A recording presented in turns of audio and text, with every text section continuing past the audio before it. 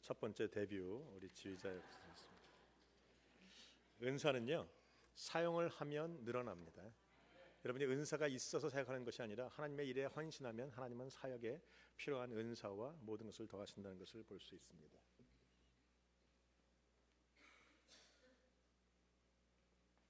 제가 성가대가 너무 잘해서 감격해서 눈을 빼놓고 나왔어요. 오늘 저에게 주신 하나님 말씀 요한복음 7장 1절에서 9절까지 있는 말씀입니다. 한 절씩 교독하도록 합니다. 요한복음 7장 1절에서 9절입니다. 그 후에 예수께서 갈릴리에서 다니시고 유대에서 다니려 아니하심은 유대인들이 죽이려 함이로라. 그 형제들이 예수께 이르되 당신이 행하는 일을 제자들도 보게 여기를 떠나 유대로 가소서.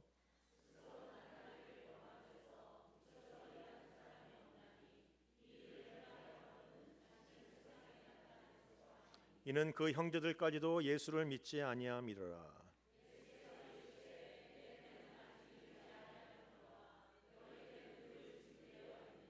세상이 너희를 미워하지 아니하되 나를 미워하나니 이는 내가 세상의 일을 악하다고 증언함이라.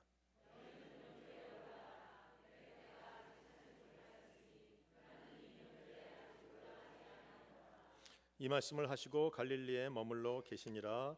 아멘. 오늘 본문에 있는 말씀을 가지고 예수를 믿는다는 것이 무엇인가 라는 제목으로 하나님 말씀 함께 나누도록 합니다. 예수 믿는다는 것이 무엇입니까? 우리가 흔히 말하는 믿음, 과연 믿음이 무엇입니까? 오늘 이 성경을 기록한 사도 요한이 만약에 오늘 이 한국교회 혹은 시온교회에 온다면 여러분을 바라보면서 여러분 안에는 믿음이 있다라고 증언하실 것 같습니까? 성경이 말하는 참 믿음은 무엇입니까? 오늘 이 문제를 한번 여러분과 함께 고민을 해보기를 원합니다. 유대인들에게는 3대 명절이 있었습니다. 출애굽을 기념하는 유월절 혹은 무교절이라고 말하죠. 두 번째는 모세가 시내산에서 하나님 앞에 율법을 받던 날을 기념하는 오순절, 마지막으로는 이스라엘이 광야 생활을 기념했던 초막절 혹은 장막절이라고 말하는 3대 명절이 있습니다. 이 3대 명절에 이스라엘 백성들이 해야 되는 일이 뭔가? 신명기 16장 10절에 보면 모든 남자는 1년에 3번 내 하나님 여호와가 택하신 곳에서 여호와께 보이되 공수로 여호와께 보이지 말고 라는 대목이 나와요. 하나님 앞에 얼굴을 보이고 하나님 앞에 제물을 들고 나오라고 주님이 하신 명령이 있고 우리 모든 믿는 자들의 의무사항이 있었다는 것입니다. 1년에 3번씩 모든 믿는 남자들, 아니 남자뿐이겠습니까? 그의 아내들도 갑니다. 자녀들도 갑니다. 모든 자들이 다 예루살렘에 모이니까 얼마나 예루살렘이 복잡하겠어요. 혹자는 말하기를 그 당시에는 많이 모일 때는 적게 모이면 20만 명, 많이 모일 때는 200만 명까지도 모여서 그 예루살렘 성안이 다 시끄러웠다는 거야. 복잡하고 사람 많고 흔히 말하면 사람들이 다 모이는, 그래서 상권이 발달하고 모든 것이 발전하게 되어 있는 그곳, 요새 말로 말하면 수도와 같은 곳. 물론 미국은 수도가 좀 작지만 한국은 수도하면 서울 같은 데는 얼마나 크고 얼마나 복잡하고 사람이 많은가를 알 수 있습니다. 오늘 본문의 배경이 바로 그 중에 하나, 초막절, 장막절이라고 말하는 거예요. 이스라엘 백성들이 40년 동안 광야에서 어려움을 당하고 광야에서 모든 고난이 있었던 그것을 기념하면서 일주일 동안 밖에 나가서 텐트를 치고 거기에 일주일 동안 자면서 우리가 예전에 우리 선조들이 광야를 애굽에서 나와서 가나안 땅을 갈 때 광야에 40년을 이루고 지나갔다. 그러나 하나님이 우리에게 함께 하셨고 우리에게 먹을 것을 주시고 우리의 의복이 헤어지지 않았고 우리 발이 부르트지 않았다라고 하나님의 은혜를 보여주는 일이 있었다는 것이죠. 여러분, 이스라엘 백성들이 왜 오늘날까지도 믿음 있는 사람으로 살아가는가? 왜 그 믿음이 계속 자녀에게 연결되는가? 그들이 그저 믿음을 말로만 한 것이 아니라 눈으로 보여주었다는 것이죠. 성경에도 보면요, 하나님을 크게 경험하고 예를 들어서 홍해를 지나고 전쟁에 승리하고 이런 큰 하나님의 능력과 역사를 경험한 이후에 그들이 늘 돌무더기를 취해서 돌을 쌓아놓고 돌무더기를 만들어 놓습니다. 그리고 말하기를 나중에 후대에 지나가던 어린아이들이 이 돌이 무슨 의미냐고 묻거든 하나님이 너희에게 이렇게 행하셨다고 그들에게 가르치라라고 했어요. 눈에 보이는 것을 가지고 눈에 보이는 삶을 믿음으로 연결시키고 전달했다는 것이죠. 여러 가지 면에서 보면 우리 한국 사람들도 이스라엘 백성만큼 믿음이 좋습니다. 뜨겁습니다. 우리만큼 기도하는 백성이 어디 있겠어요? 제가 지난번에 말씀드렸죠. 풀러에서 제가 공부할 때 미국 신학교니까 미국 그 교수들이 늘 그런 얘기를 해요. 그 spirituality, 영성 강의를 들어갔는데 그 중에 그럽니다. 그분들이 막 얘기하다가 기도에 관한 문제를 얘기하다가 오늘은 우리가 한국 사람들처럼 기도해 보자. 통성 기도 그랬어요. TONGSON 통성 기도. 그래서 통성 기도의 definition은 Korean 스타일의 기도예요. Cry out and eagerly cry out to pray to God. 그래서 통성 소리질러 외치는 기도라고 해서 통성 기도를 가르쳐요. 그만큼 한국 사람들의 신앙이 굉장히 알려져 있습니다. 그런데 문제는 뭔가? 한국 사람이 뜨겁기는 한데 자녀에게 신앙이 넘어가지 않는다는 것이죠. 한국교회 얼마나 많은 분들이 교회를 다니지만 자녀에까지도 신앙이 연결되지 않아요. 아니 교회는 다니지만 그들의 삶은 달라지지 않아요. 교회가 많고 가장 큰 교회들이 다 한국에도 있고 가장 많은 성도가 있고 가장 선교사를 세계에서 두 번째로 파송하는 그 나라가 가장 문제가 많고 가장 술 판매가 많고 가장 범죄가 많고 가장 어려움이 많은 것 또한 사실이라는 거예요. 왜 그런가? 우리가 말로만 신앙생활 했지 실제적으로 변하지 않았어요. 실제적으로 우리의 삶이 하나님을 만나지도 않았을 뿐더러 우리의 삶 속에 살아있는 신앙이 살아나는 것은 아니라는 거예요. 신앙생활만 했죠. 교회 나오면 언제 기도하는지, 언제 일어나는지, 언제 주기도문하는지, 언제 헌금 드리는지, 언제 성찬식 하는지를 다 알아요. 그거는 알았지만 그래서 신앙은 가지긴 가졌지만 신앙이 내 삶에서 움직이지는 않는다는 것이죠. 흔히 말하면 삶에서는 변화가 없어요. 어느 장로님이 집에 갔는데 자녀가 말을 안 듣고 막 거짓말하는 걸 잡아냈습니다. 얼마나 화가 났습니까? 장로님이 막 야단칩니다. 너 그렇게 살면 안 돼. 똑똑히 살아라. 예수 믿는 사람은 거짓말하지 않는 거야. 거짓말하면 지옥 간다. 막 야단을 쳤어요. 그때 담임 목사님이 전화가 찍 옵니다. 그랬더니 장로님이 소리 지르고 얼굴 시뻘건데 담임 목사하고 전화 통화할 기분이 나겠어요? 전화 왔다고 말하는 권사님에게 나 없다 그래. 그리고 또 야단칩니다. 무슨 말입니까? 우리가 입으로는 얘기했지만 삶에는 그것이 적용이 안 되고 있다는 것이죠. 교회 나오는 청년들을 가만 봐도 그래요. 우리가 성찬식을 합니다만 성찬식을만 봐도 그들이 교회 나오면 얼른 그 형식은 배우는 것을 볼 수 있어요. 그러나 그렇다고 해서 삶이 달라지는 건 아니에요. 성찬식을 하다 보면 청년들이 세상에서 술을 먹는지 안 먹는지를 금방 알 수 있는 방법이 있는데 그게 뭐냐면 성찬식에 참여하는 모습만 보면 알아요. 제가 청년부를 할 때 이렇게 성찬식을 해보니까 이걸 받아갖고 두리번 하다가 이렇게 해서 먹는 애들이 있어요. 또 어떤 애들은 이렇게 갖고 또 닦아가면서 먹어요. 이게 세상에서 술 먹는 그 눈에 금방 보인다는 것이죠. 교회 형식을 배우긴 배웠지만 삶은 달라지지 않았어요. 삶이 안 달라지면 그 신앙은 능력이 없습니다. 그 신앙은 전달도 안 됩니다. 그냥 내가 혼자 즐기고 있는 신앙인 것을 알 수 있죠. 오늘 그들은 그렇게 해서 장막절에 하나님의 은혜를 선포하고 그래서 그 신앙들이 오늘까지도 이어가지고 있는 우리 한국 사람들이 좀 배워야 되는 부분이 아닌가 생각을 합니다. 아무튼 그들이 초막절과 그 오순절과 유월절에 늘 하나님 앞에 나와서 하나님의 얼굴을 보는 일. 그래서 많은 사람들이 모여서 크게 욱적거리는 게 바로 예루살렘 성전의 모습이었다는 것입니다. 그런데 오늘 본문에 있는 것을 보니까 형제들이 그 유월절이 가까우는 것을 초막절이 가까우는 것을 보면서 자기 형님 예수님께 얘기합니다. 형님 이곳에 이 시골에 이렇게 있지 마시고 저기 유대로 가소서. 유대 예루살렘으로 가세요. 요새 말로 말하면 저기 시골에 있지 말고 서울로 가십시다. 서울로 가서 그 형님이 잘하고 있는 그 오병이어로 5,000명을 먹이는 능력을 한번 발휘하시고 사람 병자를 낫게 하시고 귀신을 쫓아내 주시고 38년 된 병자를 낫게 하시고 뭐 놀라운 것을 다 해보세요. 형님이 뜨게 될 겁니다. 여러분 지금 동생들이 형을 사랑해서 하는 말입니다. 형을 믿었기 때문에 하는 말입니다. 눈으로 형이 기적을 베푸는 것을 보았고 오병이어로 5,000명을 먹이는 능력을 보았고 병자를 낫게 하는 것을 보았어요. 형에 대한 믿음이 생겼습니다. 우리 형이면 되겠다. 또한 동생들은 그 형을 메시아로 믿었습니다.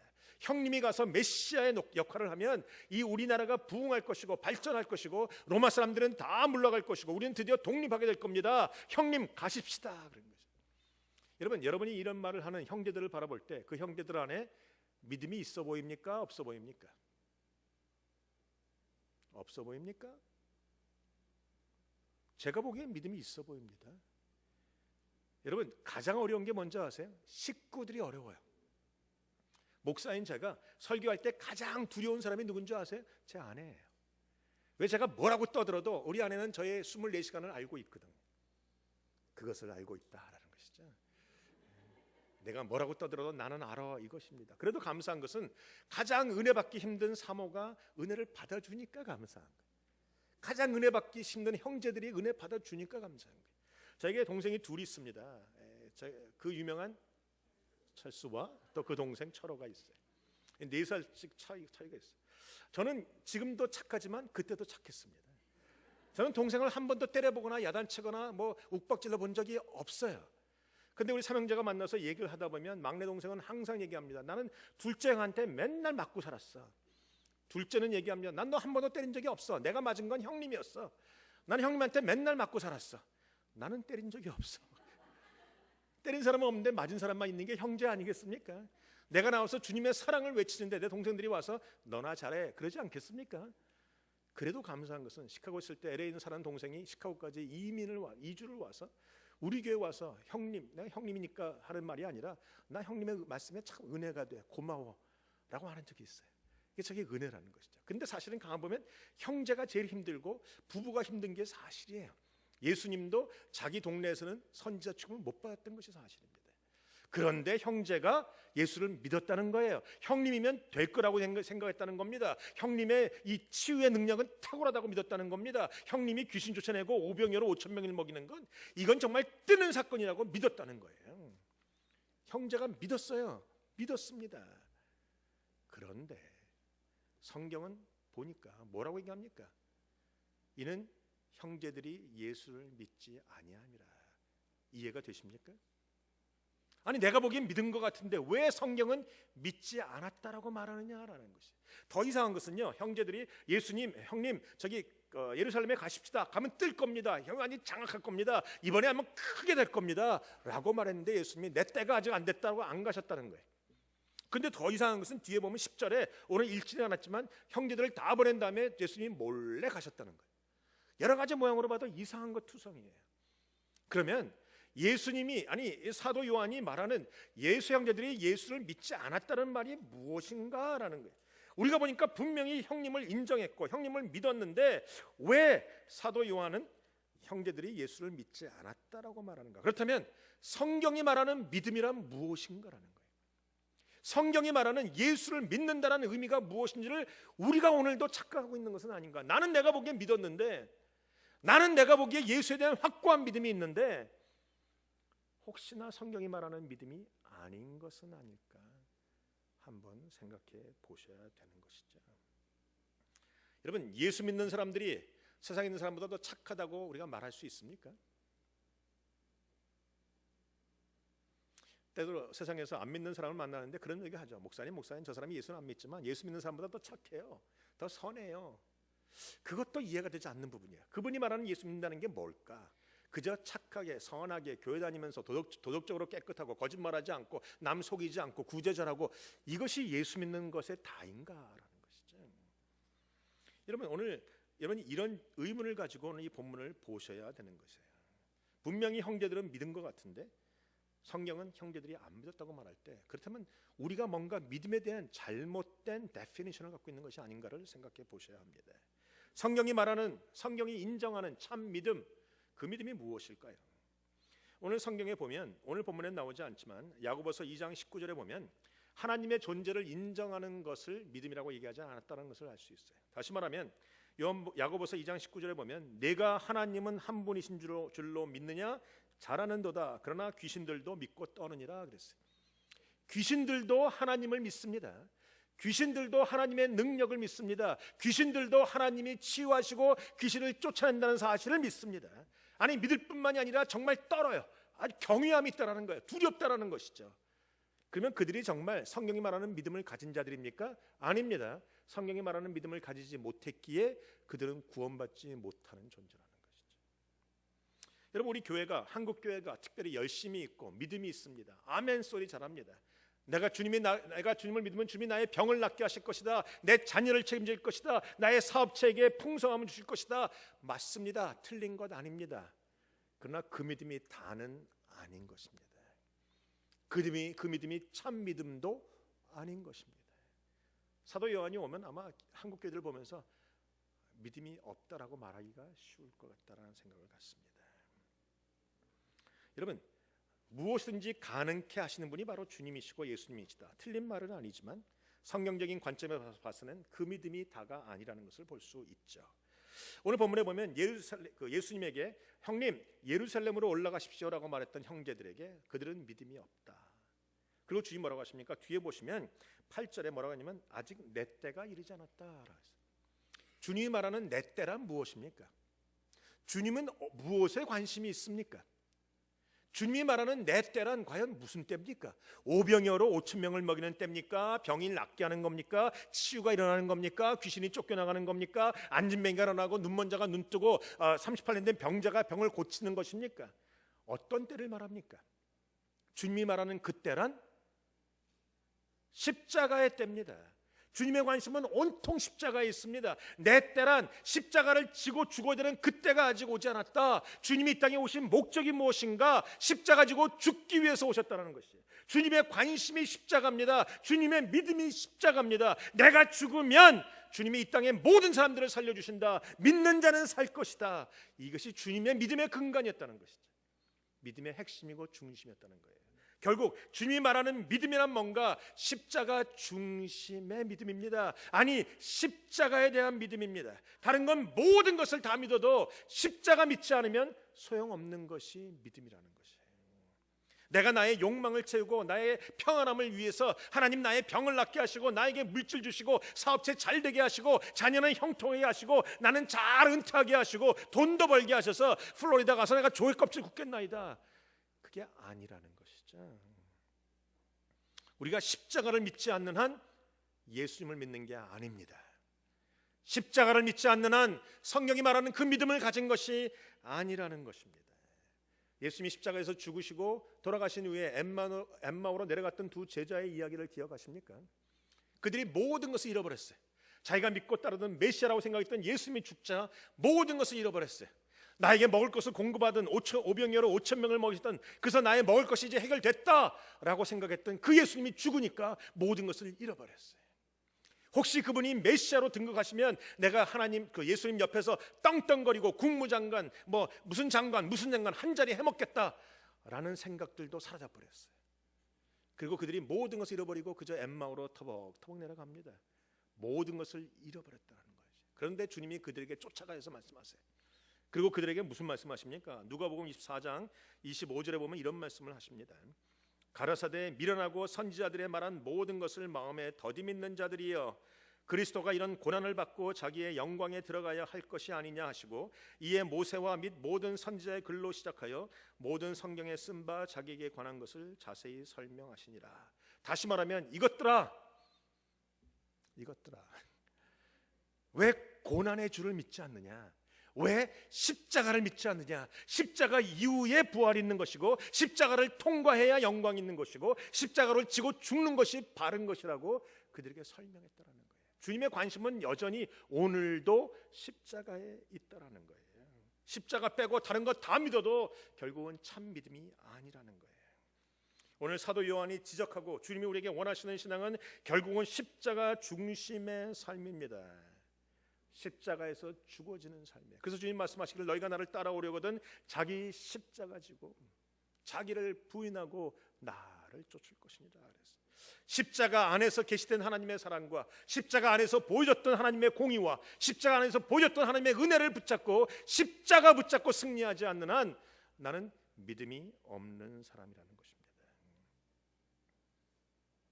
여러분, 우리가 십자가란 우리 믿는 자에게 고난을 의미합니다. 여러분이 그냥 멋들어지게 십자가라는 금목걸이 달고 다니는 게 아니고 십자가란 결국은 고난을 의미하는 것이죠. 십자가란 죽어야 되는 것을 이해하는 것이죠. 여러분, 예수님이 이 땅에 오셔서 공생애를 시작하시기 전에 마귀에게 이끌려 성령에 이끌리고 마귀에게 시험 받는 장면이 나오지 않습니까? 거기에 마귀가 뭐라고 합니까? 성전 꼭대기에서 뛰어내려 봐라, 기적을 베풀어 봐라, 사람들이 너를 껌뻑 죽고 너를 메시아로 취향할 것이다. 나에게 절해봐라, 십자가 지는 고난 받지 말고 나에게 절하면 내가 모든 것 다 줄게. 그거 원하지 않느냐 그랬어요. 그때 예수님이 다른 것 다 물리치시고 결국은 십자가 지셨어요. 고난이 없으면 영광이 없다라는 겁니다. 십자가가 없는 한 구원이 없다라는 거예요. 주님의 말씀은 십자가입니다. 주님의 신앙의 중심도 십자가입니다. 모든 믿는 자가 붙들어야 되는 것도 여전히 십자가의 믿음이라는 것입니다. 십자가의 믿음이 아니면 아니에요. 이길 수 없는 것이. 우리 모든 사람들이 다 땅을 변화시키고 정복하기를 원합니다.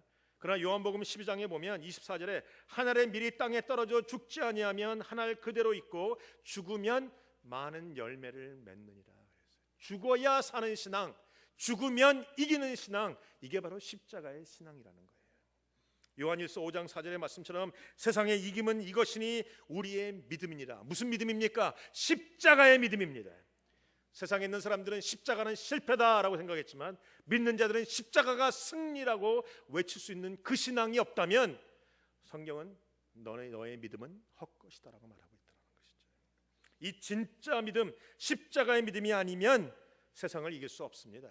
진짜 믿음이 아니면 역사하는 힘이 없다라는 것입니다.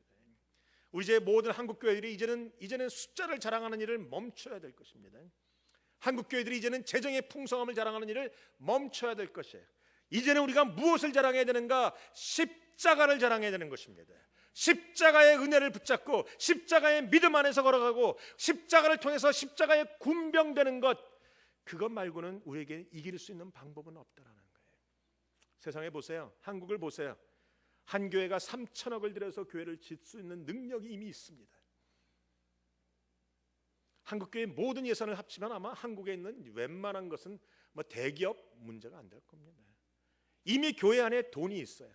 이미 교회 안에 숫자가 있습니다. 이미 교회 안에 모든 것 다 있습니다. 그럼에도 불구하고 능력이 사라졌어요. 이유가 무엇입니까? 십자가를 놓았기 때문에 그래요. 주님이 원하시는 믿음, 사도 요한이 외쳤던 믿음이, 그것은 바로 십자가의 믿음인 것입니다. 십자가의 믿음으로 드리는 예배나 세속적인 영광을 위해서 드리는 예배나 겉모습은 똑같아 보입니다. 똑같이 찬양하고 똑같이 말씀 듣고 똑같이 눈물 흘리고 똑같이 은혜 받는 것처럼 보입니다. 그러나 그 결과는 다릅니다. 십자가의 믿음을 들고 십자가의 군병으로 나간 사람은 세상에서 이길 것이요, 세속적인 영광을 들고 나간 사람은 세상에서 백전백패하게 될 것입니다. 넉넉히 승리할 수 있는 사람이 누군가? 십자가를 붙잡은 사람이라는 것이죠. 세속적인 영광을 추구하는 믿음과 십자가의 믿음은 눈에 보이는 것은 똑같아 보일지 모르지만 결과는 하늘과 땅 차이로 벌어집니다. 기억하십시오. 여러분은 시온 장로교회의 교인이 아니고 여러분은 십자가의 군병들인 것입니다. 십자가를 바로 믿고 십자가의 능력을 소유하고 십자가의 은혜 안에서 십자가의 고난을 통과할 때 하나님은 우리로 세상에서 넉넉히 이기는 자가 되게 하실 것입니다. 요한복음 16장 33절에 이런 말씀을 주님이 하셨어요. 너희에게 이름은 너희로 내 안에서 평안을 누리게 하려 함이라. 세상에서는 너희가 환난을 당하나 담대하라. 내가 세상을 이기었노라. 아멘. 사랑하는 성도 여러분, 십자가만 자랑하십시다. 십자가만 붙드십시다. 내가 기도했지만 물질이 풀리지 않는다고, 내가 기도했지만 병이 낫지 않는다고, 내가 기도했지만 자녀가 잘 되지 않는다고, 내가 기도했지만 여전히 내 안에 장애물이 있고 아무런 소망이 없다고 낭망하고 절망하고 포기하지 마시고, 그럼에도 불구하고 십자가 붙들고 내가 죽음의 길을 걸어가리라. 내가 죽으면 하나님이 이 땅을 변화시킬 것이다. 내가 십자가에서 죽으면 이제는 내 안에서 그리스도가 사실 것이다. 오늘 그 믿음 가지고 선포하고 나가시는 저와 여러분들이 되시길 주님의 이름으로 축원드립니다. 이것이 예수님이 원하는 참 믿음인 것입니다. 마지막 때 믿는 자를 보겠느냐. 오늘 주님의 눈이 시온에 머무실 때 십자가의 믿음을 들고 있는 한 분 한 분을 바라보시면서 참 믿음이 거기 있구나라고 말씀하는 그 축복이 우리에게 임하시길 주님의 이름으로 축원드립니다.